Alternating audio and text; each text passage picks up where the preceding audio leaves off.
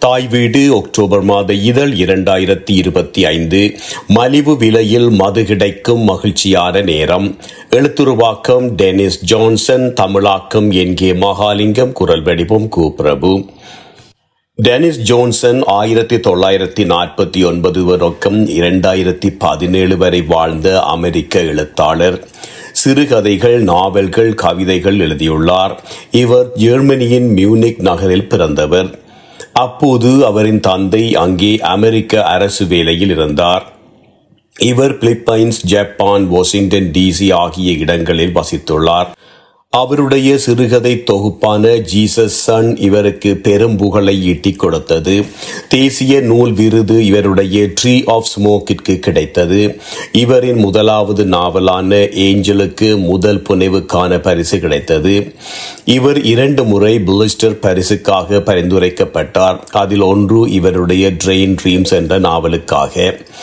The Name of the World, Already Dead, Jesus' Son, Resuscitation of Hanged Man, Fiscadoro, The Star at Noon அவரின் படைப்புகள்.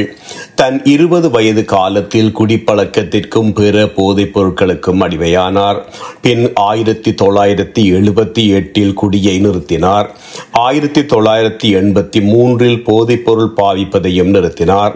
அந்த அனுபவத்திலே இருந்து வெளிவந்த சிறுகதை தொகுப்பு ஜீசஸ் சன். அது வாசகர்களின் பெரும் பாராட்டை பெற்றது. அது தழுவப்பட்ட திரைப்படமாகவும் வெளிவந்துள்ளது. அத்துடன் இவரின் கவிதைகள் ஒரே தொகுப்பாக வெளிவந்துள்ளன. அதன் பெயர் the throne of the third heaven of the nation millennium general assembly. பல நாடகங்களையும் எழுதியுள்ளார். இறுதியிலே கல்லீரல் புற்றுநோயால் 2017 இறந்தார். இந்த கதை இயேசுவின் வாழ்க்கையுடன் பிணைந்த பின்னணி சித்திரத்தையும் உருவாக்குகிறது என்பதை அவரின் எழுத்து தொட்டு காட்டுகின்றது. கதைக்குள் செல்வோம். மலிவு விலையில் மது கிடைக்கும் மகிழ்ச்சியான நேரம். அன்றைய பகல் நெருப்பு கோலமாகவும் ஒளிமயமாகவும் மறைந்து கொண்டிருந்தது. சமுத்திரத்திலே நின்ற கப்பல்கள் காகிதத்திலே செய்த கப்பல்களின் நிழல் உருவங்களை வானிலே ஒட்டி வைத்திருந்தது போல காட்சியளித்தன. நான் ஒரு 17 வயது பெண்ணின் பின்னால் அலைந்து கொண்டிருந்தேன். அவள் ஒரு பெலி டான்ஸ் ஆட்டக்காரி. அவள் எந்த நேரமும் ஒரு சிறுவனுடன் தான் இருப்பாள். அவன் அவளுடைய தம்பி என்று சொல்லிக் கொள்வான். ஆனால் உண்மையிலே அவள் அவனுடைய தம்பி அல்ல. அவன் அவளின் காதல் கொண்ட ஒருத்தன். அவளும் அவனை தன்னை சுற்ற விட்டிருந்தாள். காரணம், வாழ்க்கை அப்படித்தான். நானும் அவள் மேல் காதல் கொண்டிருந்தேன். ஆனால் அவள் இன்னொரு ஆணுடன் இன்னும் காதலில் இருந்தாள். அவன் அண்மையில் சிறைக்கு போய்விட்டான். நான் மோசமான எல்லா இடங்களையும் உற்று பார்த்தேன். வியட்நாம், மதுசாலை போன்ற இடங்கள் எல்லாவற்றையும். மது பரிசகாரன், உனக்கு மது வேணுமா என்று கேட்டான். அவனிடம் மது குடிக்க காசில்லை. என்னிடம் காசு இருந்தது. ஆனால் 2 மணி நேரம் குடிக்க அது போதாது. நான் ஜிம் ஜாம் கிளப்புக்கு போக முயன்று பார்த்தேன். பிரிட்டிஷ் கொலம்பியா அல்லது சஸ்கச்சுவானிலே உள்ள கிளாமத் அல்லது குட்னே என்ற இடத்திற்கு மேற்புறம் வாழ்ந்த இந்தியர்கள் மதுச்சாலையின் உள்ளே வரிசையாக குந்தியிருந்தார்கள். சிறிய சிலைகளைப் போல, அல்லது குழந்தைகள் கையிலே பட்டு உடைந்த கொளுத்த பொம்மைகள் போல. ஆனால் அவள் அங்கே இல்லை. சிறிதாக கீறிய கருத்த கண்களை உடையவன் நெஸ்பேஸ். அவன் மிகவும் விலை குறைந்த போட் பையனுக்கு ஆணை கொடுப்பதற்காக உடலை சாய்த்த போது என்னை நான் இருந்த முக்காலியிலே இருந்து ஏறக்குறைய விழுத்தியே விட்டான். ஹேய், நானும் நீயும் நேற்று இங்கே பில்லியர்ட் விளையாடினோம் அல்லவா என்று நான் சொன்னேன். அப்படி நான் நினைக்கவில்லை என்றான் அவன். எனக்கு பணம் கிடைத்தால் உன் கடனை உடனடியாக திருப்பி தருவேன் என்று நீ நேற்று சொன்னாய் அல்லவா என்றேன். நேற்று நான் இங்கே வரவில்லையே, நான் இந்த நகரத்திலேயே இல்லையே என்றான். அப்படியென்றால் நீ எனக்கு தர வேண்டிய $1 தரமாட்டாயா? நீ எனக்கு $1 தர வேணும். நான் அந்த $1 தந்து விட்டேன். அதை உன் கையில் தந்தேன் அல்லவா? 2 டைமும் ஒரு நிக்கலையும். இதற்காக யாரோ ஒருத்தர் விலை கொடுக்க போகின்றார். அது நான் இல்லை. நான் உனக்கு அந்த $1 தந்து விட்டேன். அது சில வேளை நிலத்திலே விழுந்திருக்கலாம். அது எப்போ ஒன்று தெரியுமா? உனக்கு தெரியுமா அது? எடி, நீ ஏதாவது 10% குத்தியையோ அல்லது 5% குத்தியையோ நேற்று நிலத்தில் பார்த்தாயா? நேற்று தரையை கூட்டினாயா? அப்படி ஏதாவது ஒன்றை காட்டினாயா? 2 10% குத்தியும் 5% குத்தியையும் என்று அந்த இந்தியன் மது பரிசகாரனை கேட்டான். கண்டிருக்கலாம், அப்படி சில வேளை காண்பேன், அதை பற்றி யார் கவலைப்படுவது என்று அவன் எனக்கு சொன்னான். நீ என்னை மிகவும் சோர்வடைய செய்கின்றாய். என் விரல்களை அசைக்க முடியவில்லை. நீங்கள் எல்லோரும் சேர்ந்து அதை செய்கின்றீர்கள் என்றேன். ஹொய், ஒரு கால் தொடருக்கு உங்கள் நேரத்தை நான் வீணாக்கப் போவதில்லை. எல்லோருக்கும் சொல்கின்றேன், உனக்கு கால் தொடர் வேணுமா? இது முட்டாள்தனம். இந்தா, நாசமா போ, செத்துப்போ என்று நான் சொன்னேன். அதை தள்ளிவிட்டு கொண்டே, இந்த கால் தொடரை எடு என்றான் மிகவும் உரத்து. அதை நான் தொடமாட்டேன் என்பதை இப்போது கண்டுகொண்டான். முதல் நாள் இரவுதான் அவள் என்னை தன் படுக்கையிலே படுக்க அனுமதித்தாள். அவளுடன் அல்ல, அவள் பக்கத்தில். அவள் கல்லூரி மாணவிகள் 3 பேருடன் தங்கியிருந்தாள். அவர்களில் 2 தாய்வான் நாட்டு ஆண் நண்பர்கள் இருந்தார்கள். அவளுடைய பொய் சகோதரன் தரையிலே படுத்து நித்திரை கொண்டான். நாங்கள் காலையிலே எழுந்தபோது அவன் ஒன்றுமே சொல்லவில்லை. அவன் ஒருபோதும் ஒன்றுமே சொன்னதில்லை. அதுதான் அவனுடைய வெற்றிக்கான ரகசிய காரணம். அவன் அப்படித்தான். நான் அவனுக்கு $4 கொடுத்தேன். ஏறக்குறைய என்னிடமிருந்த அத்தனை பணத்தையும் கல்லூரி மாணவி ஒருத்திக்கும் அவளுடைய நண்பனுக்கும் கொடுத்தேன். அவர்களுக்கு ஆங்கிலம் தெரியாது. அவர்கள் எல்லோரும் எங்களுக்கு தாய்வானிய நாட்டு கஞ்சா தருவதாக சொல்லியிருந்தார்கள். நான் ஜன்னலடியிலே நின்று அடுக்குமாடி கட்டடத்தின் கார் தரிப்பு நிலையத்தில் பார்த்து கொண்டு நின்றேன். அந்த நேரம் சகோதரன் பல் விளக்கிக் கொண்டு என்னுடைய பணத்துடன் அவர்கள் பச்சை நிற செடோன் காரிலே போய்கொண்டிருப்பதை கவனித்துக் கொண்டிருந்தான். காரை கார் தரிப்பு நிலையத்திலே இருந்து எடுப்பதற்கு முன்பே தொலைபேசி கம்பத்திலே முட்டிவிட்டார்கள். செடானிலே இருந்து வெளியே வந்து தள்ளாடி சென்றார்கள். கார் கதவுகளை அப்படியே திறந்திருக்க விட்டு ஒவ்வொருவரிலும் தொங்கிக் கொண்டிருக்க சென்றார்கள். அவர்களின் தலைமுடி காற்றில் முகங்களில் பறந்து கொண்டிருந்தது. அன்று பின்காலையில் நான் நகர பேருந்திலே இருந்து கொண்டிருந்தேன். அது சியாட்டில் நகரத்திலே நீளமான பக்கவாட்டாக போடப்பட்டிருந்த முன்னிருக்கையிலே இருந்தேன். ஒரு பெண் மொத்தமான ஆங்கில இலக்கிய பாடநூல் ஒன்றை தன் மடியிலே வைத்திருந்தாள். அவளுக்கு பக்கத்தில் ஒரு வெளிர் நிற தோலுள்ள கருப்பினத்தவன் இருந்தான். ஏய் என்றாள் அவனை பார்த்து. இன்றைக்குத்தான் சம்பள நாள், அதை நினைத்தால் மகிழ்ச்சியாக இருக்கின்றது. என்றாலும் அது பல நாட்களுக்கு தாக்கு பிடிக்காது என்றாள். அவன் அவளை நேராக பார்த்தான். அவனுடைய பெரிய அகன்ற நெற்றி ஆழ்ந்து சிந்திப்பவனைப் போல அவனை காட்டியது. சரி, எனக்கு இந்த நகரத்தில் தங்குவதற்கு 24 மணி நேரம் இருக்கின்றது என்றான். வெளியே காலநிலை தெளிவாகவும் அமைதியாகவும் இருந்தது. சியாட்டில் அதிக நாட்கள் சாம்பல் நிறமாகவே இருக்கும். ஆனால் இப்போது சூரிய ஒளியுடன் கூடிய பிரகாசமான நாட்களாகவே இருந்தன என்பது என் நினைவுக்கு வந்தது.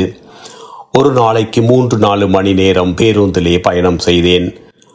அப்போது பிரம்மாண்டமான ஜமேக்கன் பெண் பேருந்தை ஓட்டினாள். நீ பஸ்ஸில் குந்தி கொண்டிருக்க முடியாது என்று சொன்னாள்.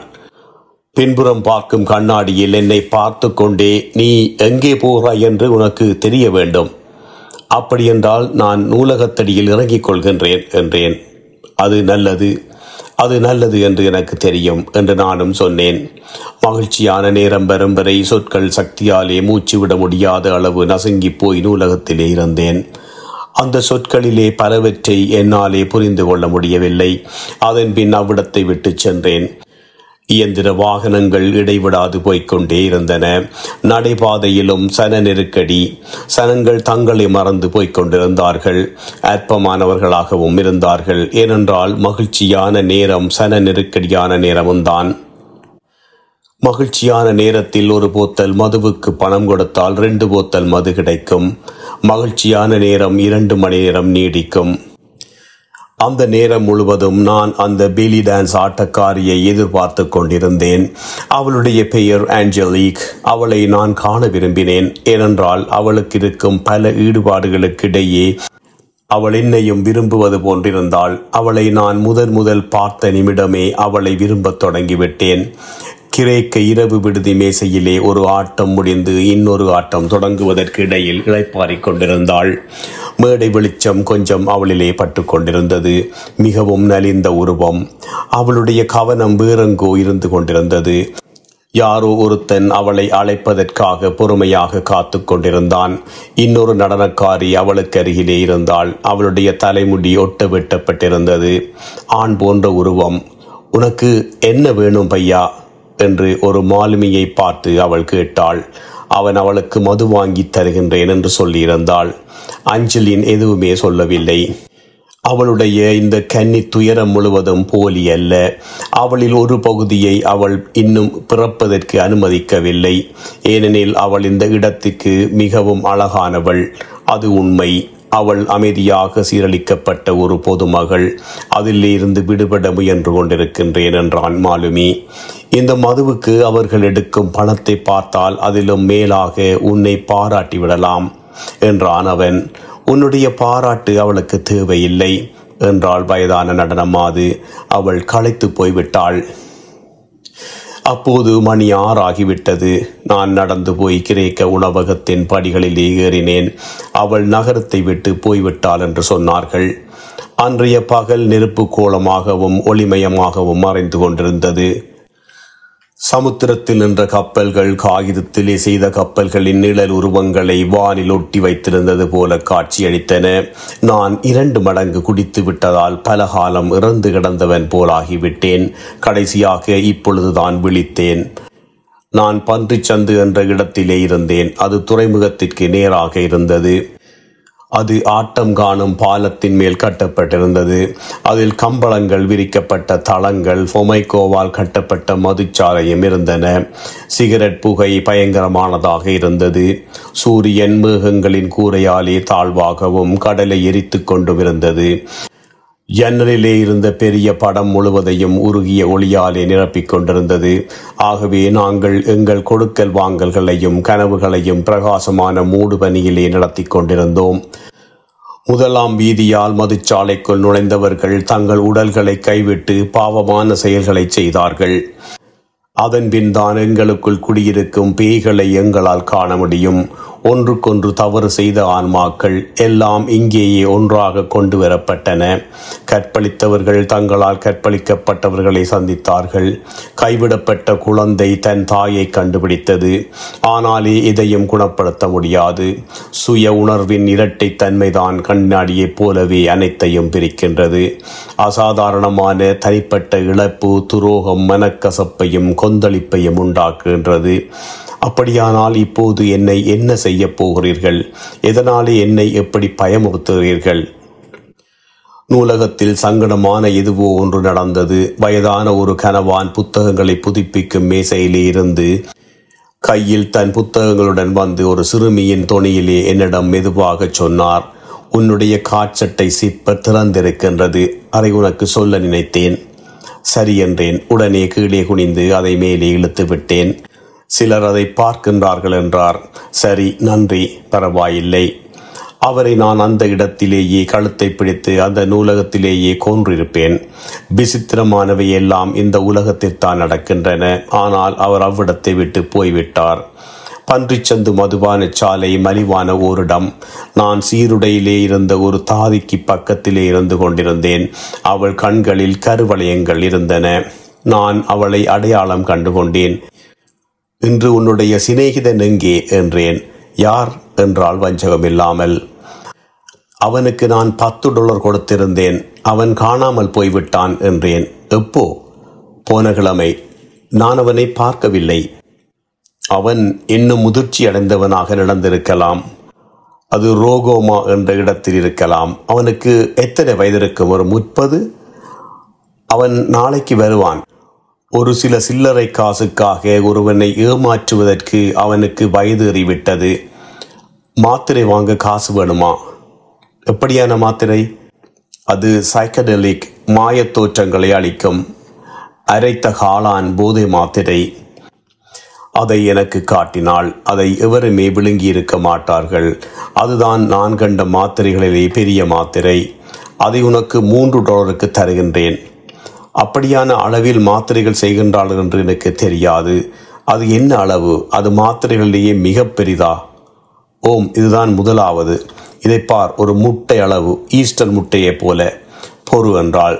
நான் கொடுத்த பணத்தை பார்த்து $3 சில நாட்கள் என்னால் பணத்தை எண்ணக்கூட முடியாது. இதோ பார், குடித்து கொண்டே இரு, கழுவிக்கொண்டு போய்விடும். முழு பியரையும் குடி. அழகு. அதை எப்படி விழுங்கினேன்? நான் ஒரு மனிதன் என்று என்னால் நினைக்க கூட முடியவில்லை. இன்னொரு $1 இருக்கா? அது சுருங்கி போயிருக்கு. நான் முன்னொரு போதும் பெரிதை சாப்பிட்டதில்லை. இது பெரியதொரு சாமான், உண்மை. இதிலும் பார்க்க பெரிதிருக்கிறதா? அது குதிரைகளுக்கானதா? இல்லை, அது குதிரைகளுக்காகத்தான் இருக்க வேணும். இல்லை, குதிரைகளுக்கு ஒரு பசையை அவற்றின் வாய்க்குள் பீச்சுவார்கள். பசை வாய்க்குள் மோசமாக ஒட்டி கொள்ளும். அதனால் அதை குதிரைகளால் துப்ப முடியாது. குதிரைகளுக்கே மாத்திரைகளை இப்போ ஒருவரும் தயாரிப்பதில்லையா? இப்போ செய்வதில்லை. ஆனால் அப்படி செய்தால் என்றேன் நான். நன்றி.